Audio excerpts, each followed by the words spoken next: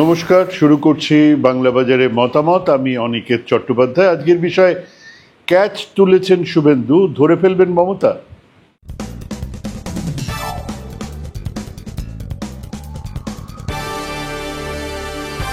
মিডিয়ার সামনে শেষ কথা বলেছিলেন মমতা সেই 15ই আগস্ট রাতে।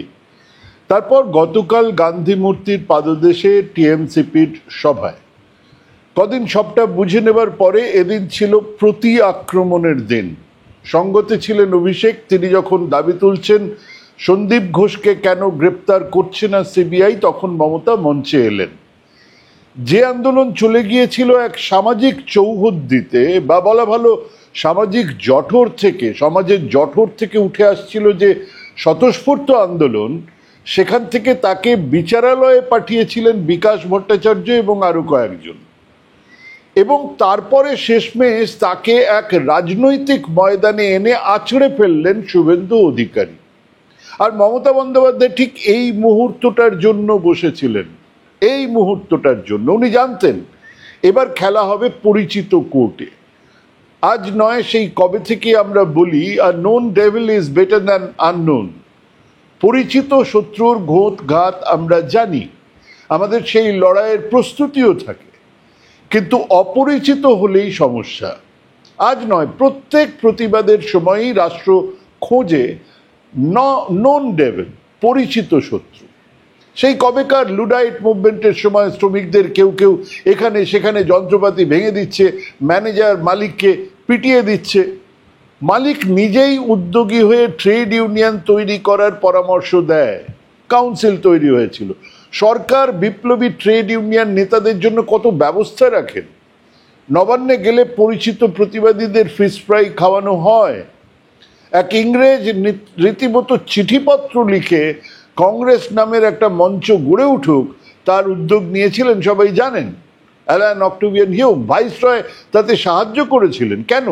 ওই যে known devil is better than unknown. Mamata Bandyopadhyay তো সেই 2011-তেই হারিয়েছেন বামেদের, হারিয়েছেন কংগ্রেস বাম জোটকে এবং বিজেপিকে। প্রতিটা নির্বাচন মধ্যে 2019-এ একটা সামান্য ঝটকা সামলে নিয়েছেন। কাজেই এই বাম, এই কংগ্রেস, এই শুভেন্দু, দিলীপ আর সুকান্তের বিজেপি মমতা বন্দ্যোপাধ্যায়ের চেনা শত্রু, কিন্তু সম্পূর্ণ অচেনা ওই সামাজিক কণ্ঠস্বর, ওই সামাজিক চৌহদ্দি যেখান থেকে এক নির্ভেজাল প্রতিবাদ, দ্বিধাহীন এক স্পষ্ট বক্তব্য বেরিয়ে আসছে। বিচার চাই, শাস্তি চাই। যেখানের প্রতিবাদ ক্রমশ মাটি খুঁড়ে বের করে নিয়ে আসছে আরো আরো আরো অনেক দুর্নীতির ইতিহাস, যা জমেছিল সব, আরো অনেক দিনের ক্ষোভ, যন্ত্রণা, বঞ্চনার ডায়েরি, আর কার্বাঙ্কালের ফোঁড়ার মতো অজস্র মুখে সেই কথাগুলো বেরিয়ে আসছে। এদের এক আধজনকে ম্যানেজ করা যেতেই পারে, এক আধটা মুখকে, কিন্তু সবাইকে নামুমকিন। যে কোনো রাষ্ট্র একে ভয় পায়, যে কোনো প্রতিষ্ঠান একে ভয় পায়। এরাই ভিত নড়িয়ে দিয়েছিল জারের অত বছরের শাসনের। এই এরাই সঙ্গে ছিল বলে লং মার্চ হয়েছিল চীনে। এই এরাই দেশে দেশে বহু সফল আর অসফল বিদ্রোহের ইতিহাস লিখেছে। এদেরই হাতে ভেঙে গুঁড়ো গুঁড়ো হয়ে গেছে বাস্তিল দুর্গ। এবারের মজার কথাটা হলো যে এই সামাজিক আন্দোলন, বা বলা ভালো সামাজিক প্রেক্ষিত থেকে গড়ে ওঠা আন্দোলন, ইতিহাস বলছে তা সফল হয়েছে পেছনের খুঁটির জোরে। কখনো সেটা কমিউনিস্ট পার্টির সংগঠন, কখনো সেটা মার্কিনী সাম্রাজ্যবাদের ঢেলে দেওয়া টাকা, আর চূড়ান্ত অসফল হয়েছে তখনই যখন সেরকম সংগঠন নেই পেছনে, সেই অর্থবল নেই, সেই লোকবল নেই। কেবল নয়, স্বতঃস্ফূর্ততা থেকে জন্ম নেওয়া আন্দোলনের একটা দিশা নির্ধারণের ব্যাপার থাকে, কিন্তু সামাজিক চৌহদ্দি থেকে উঠে আসা আন্দোলনের তেমনটা থাকে না। ফলে রোবস্পিয়ারকে গিলোটিনের তলায় গিয়ে মাথা পেতে দিতে হয়, সিধু কানুকে শহীদ হতে হয়, তিয়েনানমেন স্কোয়ারে লাশ হয়ে পড়ে থাকে প্রতিবাদীরা। 70-এর ছাত্র আন্দোলনের নেতাদের গুম খুন করেই আন্দোলনকে মায়ের ভোগে পাঠিয়ে দেওয়া যায়। আবার এই কদিন আগেই পেছনে শক্তপোক্ত মার্কিনী সাহায্য ছিল বলেই বাংলাদেশের ছাত্র সমাজ ক্ষমতায় এসেছে। এসেই নির্দেশ মতো জামাতের ছাত্র শিবিরকে আইনি করার সিদ্ধান্ত নিচ্ছে।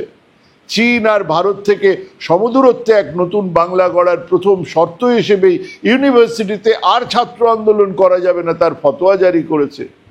তাদের মন্ত্রিসভার অন্যতম এক মন্ত্রী বলছেন লালন আবার কে, রবি ঠাকুর কে, উদীচী চলবে না, ছায়ানট চলবে না, মানে শর্ত আসছে, শর্ত পালন করা হচ্ছে।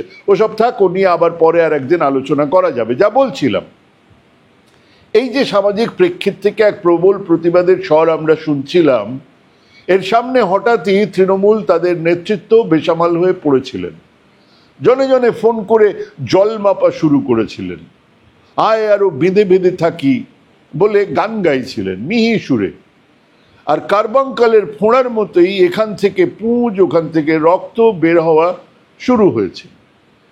কিন্তু ওই অ্যালান অক্টোভিয়ান হিউমের মতো প্রাজ্ঞ মানুষ তো সর্বত্র আছেন। এখানে সেই দায় নিয়ে প্রথম কাজটা করলেন বিকাশ রঞ্জন ভট্টাচার্য।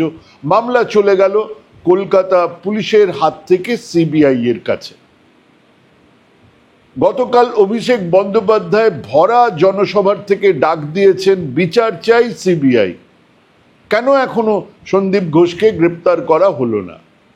মানে ওটাই তো ছিল সবচেয়ে বড় ফল্ট লাইন।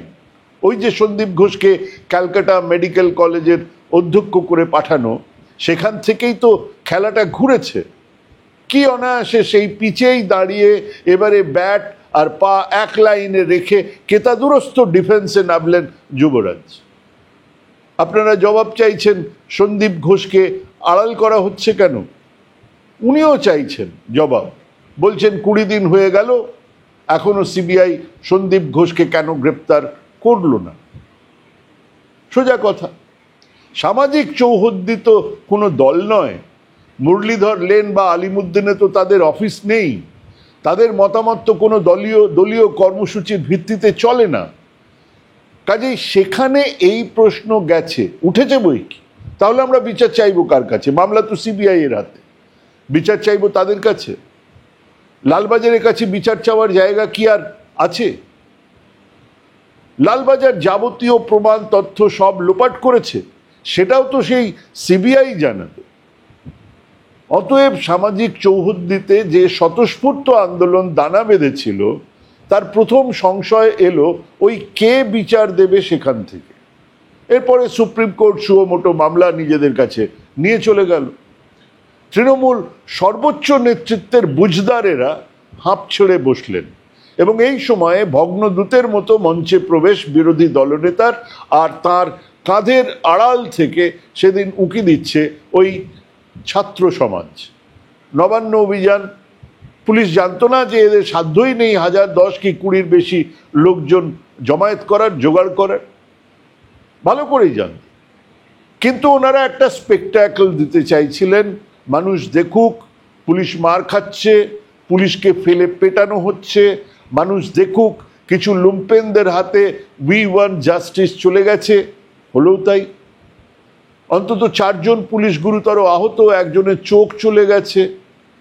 আইপিএস অফিসারেরা তাদের সোশ্যাল মিডিয়ার প্রোফাইল, ডিপি বলে যেটা, সেই পুলিশ কর্মীর ছবি দিয়েছেন আজ, ঠিক যেভাবে আপনি আপনার প্রোফাইল ব্ল্যাক করেছেন বা করেছিলেন। এবং না বুঝেই গর্তে পা দিল বিজেপি। কোনো প্রস্তুতি ছাড়াই নেট পরীক্ষার দিনে তারাও একটা বন্ধের ডাক দিয়ে বসল। হ্যাঁ, তোল্লাই ক্যাচ, মমতা ধরার জন্য বসে আছেন। বাউন্স ব্যাক করলেন মমতা, অভিষেক, দুজনেই। একদিনের ব্যবধানে সোশ্যাল মিডিয়ার পোস্ট খুলে দেখুন, উল্টে দেখুন, পাল্টে গেছে। যে তৃণমূল দল আর কর্মীরা ডিমোরালাইজ ফোর্সের মতন কি করিতে হইবে ভাবছিলেন গালে হাত দিয়ে, তারা উজ্জীবিত। আর সামাজিক আন্দোলনের ময়দানে বাজে বিদায় সুর। সামাজিক চৌহদ্দিতে আন্দোলনের আর এক শত্রু হলো সুনামির মতো আছড়ে পড়া ফেক নিউজ। যে যেখানে পাচ্ছে, যে যা পাচ্ছে মিথ্যে বানানো, মনে আসছে যা খুশি লিখে যাচ্ছে। আর সেই মিথ্যেগুলো সেই সোশ্যাল মিডিয়াতেই ভাঙছে এবং গড়ছে। ফেক নিউজের একটা সমস্যা হলো, তা যখন মানুষ বুঝে ফেলে, তখন তা দিয়ে যা প্রমাণ করার চেষ্টা হচ্ছিল সেটাই প্রশ্নের মুখে পড়ে যায়। যেমন ধরুন, এইমাত্র আজকে সকালবেলা থেকে একটা ছবি খুব ভাইরাল। আরজি কর অধ্যক্ষের টেবিলেই তার জন্মদিনের কেক কাটছে সঞ্জয় রায়। বহু সাধারণ মানুষ পোস্ট করেছেন, রিপোস্ট করেছেন, শেয়ার করছেন। এদিকে এই ছবিটা হলো এক অরূপ চ্যাটার্জি, যিনি সন্দীপ ঘোষের আত্মসহায়ক ছিলেন। সমস্যা হলো যারা এটা পোস্ট করেছেন, শেয়ার করেছেন, তারা যখন এই সত্যটা জানবেন, যখন এই সত্যটা তাদের কাছে আসবে, তখন এই সন্দীপ ঘোষকে নিয়ে সত্যি একটা পোস্ট করতে তাদের হাত কাঁপবে। এরকম হাজারো ফেক পোস্ট, অডিও ক্লিপ এবারে এই স্বাধীন সামাজিক কণ্ঠস্বরকে বেশ ক্ষতিগ্রস্ত করছে। সম্ভবত এখনই বিচার চাই এই তাড়া থেকে, এবং অবশ্যই কিছু আইটি সেল থেকে এই ছবি, অডিও, এই সমস্ত ক্লিপগুলো আসছে। এগুলো হাজারো সন্দেহের জন্ম দিচ্ছে, কিন্তু কোনো কংক্রিট এভিডেন্স হাতে তুলে দিচ্ছে না। সব মিলিয়ে কেন্দ্রীয় নেতৃত্ব ছাড়া এক স্বতঃস্ফূর্ত সামাজিক আন্দোলন না বলে এক বিস্ফোরণ তার প্রচণ্ড অভিঘাত দিয়েই সরকারকে, শাসক দলকে হতচকিত করে দিয়েছিল, এটা সত্যি। কিন্তু তারপরে সেই অভিঘাত, সেই চাপ, সেই প্রভাবকে ধরে রাখার জন্য যা যা করা দরকার তা করে উঠতে পারেনি। উল্টে খুব দ্রুত বিরোধী রাজনৈতিক দলগুলো সেই জায়গাটা দখল করছে। জানতেন মমতা, কিন্তু সেই দখলদারিও তো বোকামি, দখলদারিতে তো বোকামি থাকবেই কখনো। হলো সেটা বকলমে নবান্ন অভিযান আর তার প্রস্তুতি ছাড়াই অবিবেচকের মতন এক বাংলা বন্ধ। মমতা এই লোপ্পাই ক্যাচ ধরে নিতে সর্বশক্তি নিয়োগ করেছেন। ভুয়ো পোস্ট যারা করেছেন তাদের ঘরে পুলিশ যাচ্ছে, ফেক ভিডিও করেছেন পুলিশ যাচ্ছে, কর্মীরা যারা আদেশের জন্য আকাশ পানে তাকিয়ে বসেছিলেন তারা নির্দেশ পেয়ে গেছেন ফোঁস করুন। আমরা দেখছি আগামী কদিনে আমরা ফোঁস শুনতে পাবো। আবার মন্ত্রী শান্ত্রীরা নিজেদের স্বরূপে ফিরবেন। আপাতত তারা আর ফোন করে জল মাপার চেষ্টা করবেন না। এই পর্যন্ত ঠিক আছে, সমস্যাটা অন্য জায়গায়। সামাজিক আন্দোলন প্লাবনের মতো আসে, প্লাবনের মতো চলেও যায়, কিন্তু পলি মাটি ফেলে যায়। সেই মাটিতে ক্ষোভের বীজ, সামান্য জল আর আলো পেলেই হু হু করে বেড়ে ওঠে। নন্দীগ্রামের গুলিচালনা কবে? 2007-এর 14ই মার্চ। বাম সরকার বিদায় নিয়েছে 2011-র মধ্যে 4 বছর, পাক্কা 4 বছর একটু একটু করে হয়েছে। সামাজিক আন্দোলন সমাজে চৌহদ্দিতে তথাকথিত রাজনৈতিক দলের নেতৃত্ব ছাড়াই যে আন্দোলন গড়ে ওঠে তাতে আবেগ বেশি থাকে, তা ধূমকেতুর মতো আসে, শেষও হয়, কিন্তু স্থায়ী ক্ষত রেখে যায়, দাগ থেকে যায় পরতে পরতে। যার ফলে এই মুহূর্তে আন্দোলন চলে গেছে রাজনৈতিক বৃত্তে, তার একটা অন্য লড়াই আমরা আরো বেশ কিছুদিন ধরে দেখতে পাবো। সেখানে ফোঁস এবং সাপ ধরে আনার গল্প, কবিতা সবই হবে, কিন্তু নাগরিক কণ্ঠস্বর থেমে গেলেও তার দাগ থাকবে কতটা গভীর হবে, কতটা তার ইম্প্যাক্ট, আগামী দিন তা বলবে। এই ঘটনার ঠিক আগেই, মানে ওই 9 তারিখ নাগাদ, 9ই আগস্ট নাগাদ, মুড অফ দ্য নেশন বলছিল বাংলায় বিজেপির আসন কমবে, 12টা থেকে আসন কমে 8টা হয়ে যায়। তার মানে কোথাও বিজেপির একটা ক্ষয় আমরা দেখতে পাচ্ছিলাম 8 তারিখ পর্যন্ত। কংগ্রেসের একটা বাড়বে, এটা খুব মার্জিনাল ব্যাপার, ওই একই মুর্শিদাবাদ বা মালদার ওখানে একটা আসনে হয়তো বাড়বে। তৃণমূল 32টা পাবে, মানে 29 থেকে 32 হবে। কিন্তু ওই সমীক্ষা ছিল 10 তারিখের পর্যন্ত। আরজিকর ঘটনার অভিঘাতের ছিটেফোঁটাও তখনও পর্যন্ত ছিল না। কিন্তু মাপতে হবে না, শহরতলিতে ভালো রকম প্রভাব পড়েছে, সে আন্দোলন চলুক আর থেমে যাক। কিন্তু সেই ভোটের হিসেবেও তৃণমূলের কিছুটা স্বস্তি তো আছেই। তার কারণ আগেই বলেছি, এই আন্দোলন এক এলিটিস্ট বাম ঘরানার আন্দোলন। এর থেকে ফসল তোলা বিজেপির পক্ষে অসম্ভব। তারা ধর্ষণের বিরুদ্ধে, রাষ্ট্রীয় সন্ত্রাস বা অপশাসনের কথা বলার আগেই হাজারো প্রশ্নের সম্মুখীন হবে। সামনেই 4টে রাজ্যের ভোট, অন্তত 3টেতে হার নিশ্চিত। তার ইম্প্যাক্ট এসে পড়বে আমাদের রাজ্যেও। আমাদের রাজ্যে তার প্রভাব পড়বে না তা তো হবে না। অন্যদিকে এই আন্দোলন বামেদের খানিক প্রাসঙ্গিক করে তুলবেই, এটা নিশ্চিত। কিন্তু 1.5 বছর পরে জনতা জনার্দনের রায়ের হিসেবে সেটা কতটা কার্যকরী হবে তা এখনই বলা যাবে না। দেখেছেন তো, আমিও আলোচনাটাকে নেহাতি এক রাজনৈতিক হিসেব নিকেশের মধ্যেই নিয়ে চলে গেছি। হ্যাঁ, এটাই রূঢ় বাস্তব। সামাজিক রাজনৈতিক আন্দোলন তো শেষমেশ বিধানসভা, লোকসভার আসন দিয়েই মাপা হয়। এদেশে তো সেটাই দস্তুর। স্মৃতির দূরতম প্রদেশে চলে যায় সেই সমস্ত মৃতা, ধর্ষিত, পুলিশের গুলিতে লাশ হয়ে যাওয়া, রেল দুর্ঘটনায় মরে পড়ে থাকা মানুষেরা। তাদের আত্মীয় স্বজনদের স্মৃতিতে তারা থেকে যায়। যারা যায়, যাদের যায় তাদেরই তো যায়, বাকিদের জীবন কি থেমে থাকে? অনেক অপেক্ষা করার পরে শেষমেশ পুজোর সিনেমার রিলিজের ডেট তো ফাইনাল হয়ে গেল বলেই আমাদের কাছে খবর। প্যান্ডেলে হাত পড়বে কদিন পরেই। সকালের আলো বলছে পুজো আসছে। ভালো থাকুন, সবাই ভালো থাকুন। নমস্কার।